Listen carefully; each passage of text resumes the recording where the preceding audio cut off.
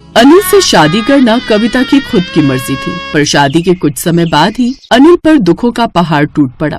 अनिल जिस कंपनी में नौकरी करता था वो कंपनी बंद हो गई, जिस वजह से अनिल को पैसों की तंगी हो गई। अब अनिल नौकरी ढूंढ रहा था, पर अभी तक उसे कहीं भी नौकरी नहीं मिल रही थी। पैसों की तंगी ने कविता को चिड़चिड़ा बना दिया था। अब वो हर समय गुस्से में रहने लगी।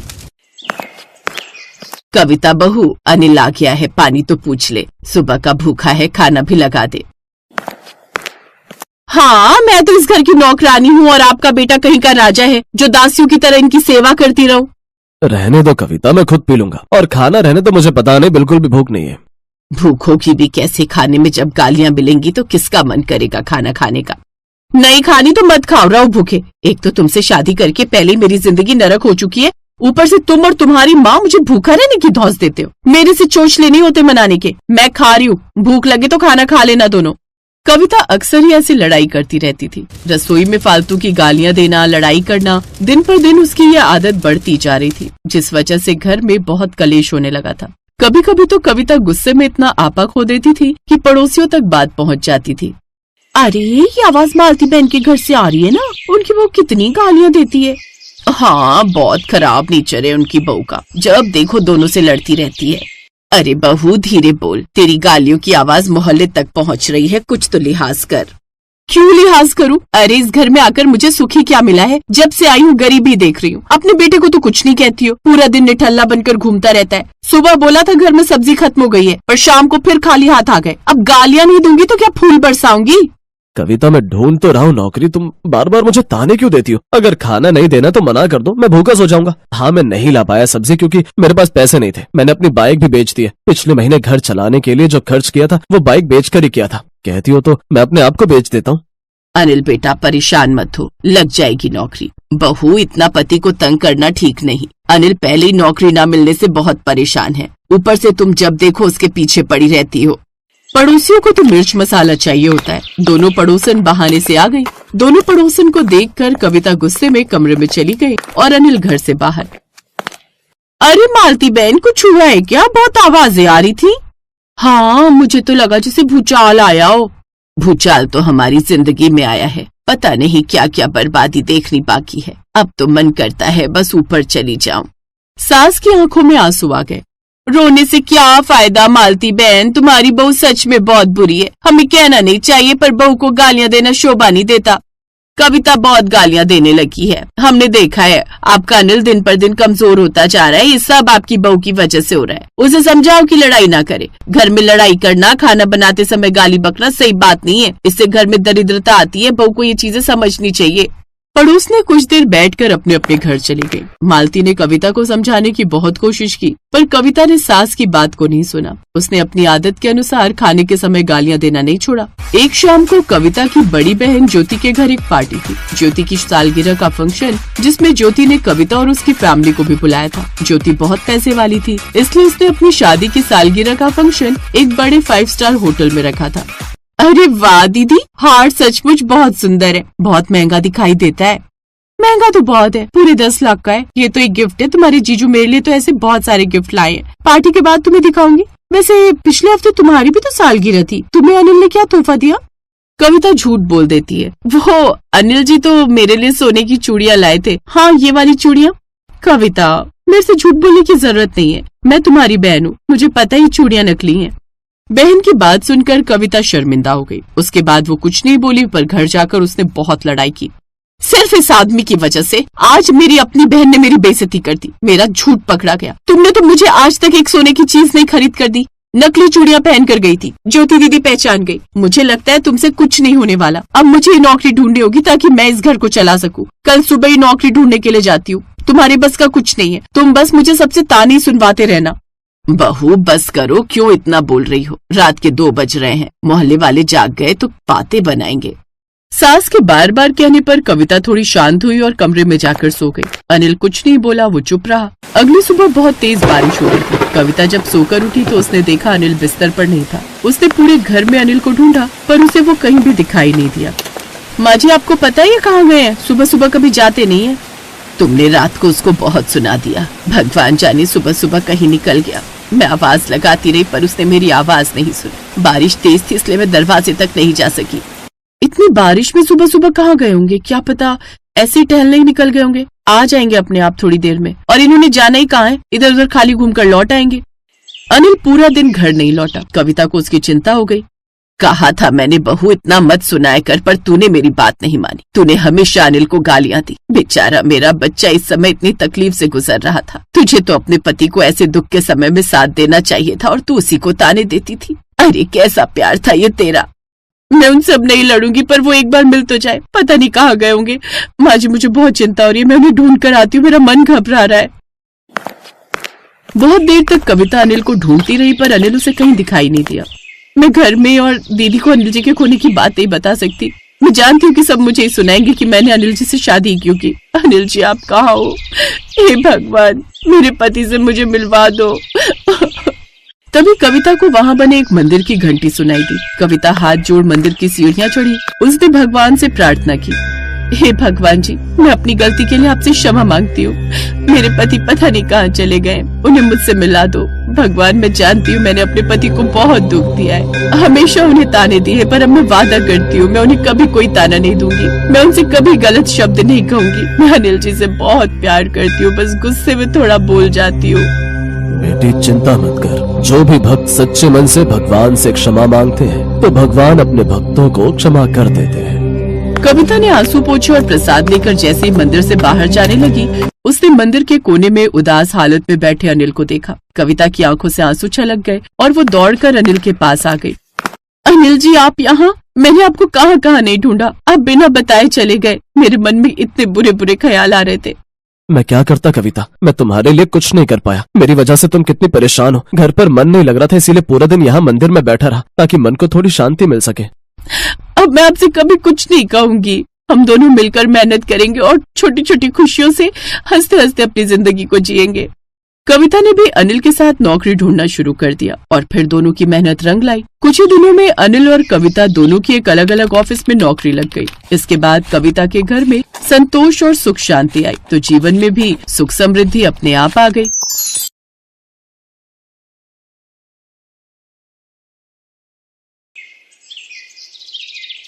चांदनी ले भवानी का नाम और ठाके फेंक दे इसने।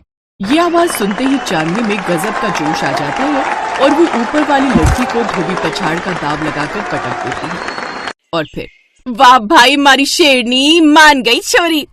इस बार तो मुझे लगा था कि तू हार ही जाएगी, पर तन्ने क्या दाव लगाया। मजा आ गया कसम से मेरी हल्की। 65 किलो की पहलवान तुझे हल्की लग रही है? पागल ना हो तो। अरे वो हिंदी वाली हल्की नहीं रे, वो अंग्रेजों की फिल्म में है ना, वो हरा सा बड़ा सा आदमी हलक, वैसे ही तुम्हारे हरियाणा की हल्की है। बबीता तू और तेरी बातें, चल अब घर चले। ओ ना ना ना ना ना, अभी तो मैं तन्ने लस्सी पिलाऊंगी, वो भी फुल वाला बड़ा ग्लास। बड़ा प्यार आ रहा है मेरे ते। प्यार व्यार कोई ना, मैंने तो लड़कियां ते शर्त लगाई थी कि जीतेगी तो चांदनी। पता है पूरे 200 रुपए जीती हूँ मैं। राम राम, कुछ तो शर्म कर ले छोरी, कुश्ती मेरी साधना है, पूजा है, और तू यूं इसका जुआ बना रही है। अरे तो तू कर अपनी साधना, किसने रोका है तन्ने? पर मन ने कुछ पीसे कमाण लेन दे, अब फिर मैं तो लस्सी पिला रही हूँ ना तन्ने। ये है चांदनी, और जैसा इसका भारी शरीर वैसा ही इसका गुस्सा। चांदनी हरियाणा के हिसार की रहने वाली थी और वही कॉलेज में रहकर पढ़ाई कर रही थी। उसका एक ही शौक था और वो थी कुश्ती। ध्यान से खेलिए चांदनी, सुना है बड़ी खतरनाक पहलवान है, ये तेरा फाइनल मुकाबला है। अगर इसे हरा दिया ना तो तू बन जाएगी इंटर कॉलेज रेसलिंग चैंपियन। तू चिंता ना कर, अब देखिए मैं कैसे इसे पटकनी देती हूँ। आज मुझे 2 काम निपटाने, एक तो यही हो गई, दूसरा किसे निपटाना है? शाम को लड़के वाले आ रहे देखने, पहले इसे पटक दूं फिर उन्हें भी देख लूंगी। मुकाबला कड़ा था पर चांदनी ने 3 बार की चैंपियन को कुछ ही मिनटों में उठाकर पटक दिया। फिर शाम को वो ट्रॉफी लेकर खुशी खुशी घर पहुंची। चांदनी ने घर में पड़े पुराने सोफे पर नजर डाली जहाँ एक जवान लड़का बैठा था और उसके बगल में उसके माता पिता, जिन्हें देखकर चांदनी ने कहा, नमस्ते जी। नमस्ते नमस्ते बेटा, बहन जी यही चांदनी है? हाँ जी, यही मेरी फूल सी बच्ची है, मेरी इकलौती बेटी चांदनी। अच्छा अच्छा बेटा, बड़ा पसीने पसीने हो रही हो, कहीं से भाग कर आ रही हो के? अरे वो कॉलेज में नींबू चम्मच दौड़ होती है ना, तो उसमें पहले नंबर पर आई है जी हमारी छोरी। चांदनी ने कई साल मेहनत करके ट्रॉफी जीती थी, पर उसकी माँ ने उसकी तारीफ करने के बजाय उसकी कुश्ती पर नींबू निचोड़ दिया था। तो गुस्से में चांदनी ने रसोई में दांत पीसते हुए कहा, माँ तने झूठ क्यों बोलिया? मैं नींबू चैंपियन हूँ, तने सच क्यों ना बोलिया? अच्छा, और क्या कह दूं कि मेरी लाडली कुश्ती चैंपियन है, दो दो लड़कियों को उठा के फेंक देती है। बताइए सुन के कौन शादी करेगा तुझसे? पर माँ मुझे नहीं करनी शादी वादी। देख मेरी लाडो, तेरे बापू अब इस दुनिया में है नहीं, और मैं इससे अच्छा लड़का नहीं ढूंढ सकती तेरे लिए। अरे रेलवे में क्लर्क है वो, महीने के कमाता है 40-45 हजार। अच्छा, और दहेज कितना लेगा? उसकी चिंता ना कर तू, समझी? बस तू तरीके से तैयार होकर आजा जल्दी। चांदनी का शरीर भले ही बाकी लड़कियों से थोड़ा तगड़ा था, लेकिन वो देखने में बहुत सुंदर थी। वो जब तैयार होकर आई तो ललित उसे देखता ही रह गया और उसने शादी के लिए हाँ कर दी। फिर कुछ दिन बाद दोनों की शादी भी हो गई। फिर विदाई के वक्त, देख चांदनी, बड़े अच्छे घर में तेरी शादी कराई है, सारे खेत बिक गए लाडो तेरे दहेज में। अब बस निभाना तुझे है, सास ससुर की इज्जत करना, पति को भगवान मानना, और हाँ, कभी किसी को ना बताइयो कि तू पहलवानी करे है, समझी? घड़ी कोमल और संस्कारी बहू बन के रहना, समझी मेरी लाडो? फिर शादी के 2 दिन बाद, चांदनी यहाँ आओ। जी मम्मी जी। बेटी आज तेरी पहली रसोई है, आज घर का सारा खाना तन्ने ही बनानो है। जी मम्मी जी, मैं सब कर लूंगी। हाँ, पर यो बात सुन ले बेटा, यो घर में कोई ठंडो खाना पसंद नहीं करे है, ना मैं ना ललित और ना ही ललित के पापा। तन्ने भी तो देख ही लिया होगा इन 2 दिनों में, गरम रोटियां, ताजी और गरम सब्जियां। तू समझ रही है ना? हाँ मम्मी जी, समझ गई मैं, आप चिंता ना करो। चांदनी ने उस दिन बड़ी मेहनत करके रसोई में अच्छा अच्छा खाना बनाया। खाना खाकर सबने चांदनी की तारीफ की। फिर खाना खाने के बाद, अरे मीठे में कुछ है क्या? हाँ है ना जी, खीर बनाइए आप सबके लिए, बढ़िया सी ठंडी खीर। है? ठंडी खीर? चांदनी, हमारे घर में हम कुछ भी ठंडा नहीं खाते हैं। पर खीर तो ठंडी ही अच्छी लागे, है ना मम्मी जी? एक बार कह दिया ना, तो बहस क्यों कर रही है? जा जाके खीर गरम करके ले आ। शादी के दूसरे दिन ही चांदनी को डांट पड़ गई थी। उसे गुस्सा तो बहुत आ रहा था, पर वो कुछ नहीं बोली और वहां से चुपचाप चली गई। शाम को जब सबको खाना खिलाने के बाद चांदनी रसोई की सफाई कर रही थी, तभी उसकी सास रसोई में आती है। चांदनी की कर रही है? बस मम्मी जी, रसोई साफ कर दी है, बस ये बचा हुआ आटा फ्रिज में रखने जा रही थी। क्यों फ्रिज में क्यों? सुबह पराठे बना दूंगी ना गर्मा गर्म सबके लिए। हैं? बासी आटे के पराठे?